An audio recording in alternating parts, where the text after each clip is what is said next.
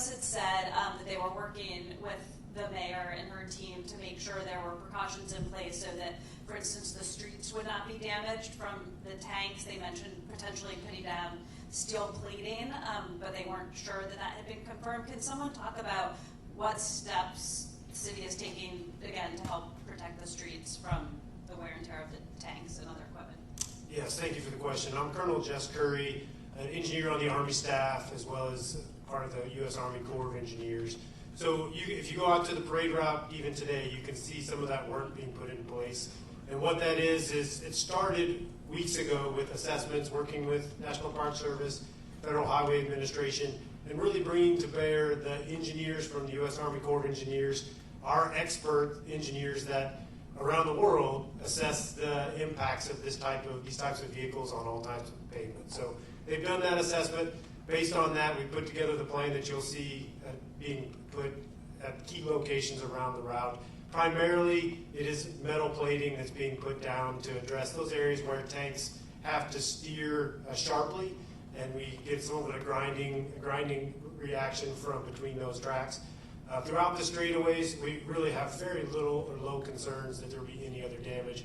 The plates and where we're putting them is designed to minimize or eliminate all possible damage. So that's ongoing now. Will be in place before the parade begins, and will come up immediately after. Is there anything beyond the plates, or is that sort of the? Is there anything beyond the plates, or is that kind of the bulk of it?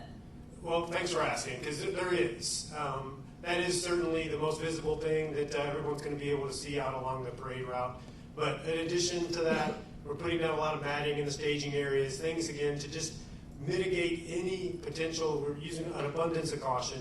We want to protect these streets. This is our capital city as well, so we're committed to ensuring that we minimize any possible damage. But in addition to the protective measures being put on the road, what you can also see during the parade is the tanks all have brand new rubber track pads placed on them, which increase the padding that they have underneath each track to minimize that potential damage. And it's a parade, so they're going to be moving slowly. They're going to be very careful. The operators that are coming with the units to this parade, they're very, very well trained at what they do and give us complete confidence that we're going to be able to execute this parade with little to no damage to the DC streets. Thank you, everyone.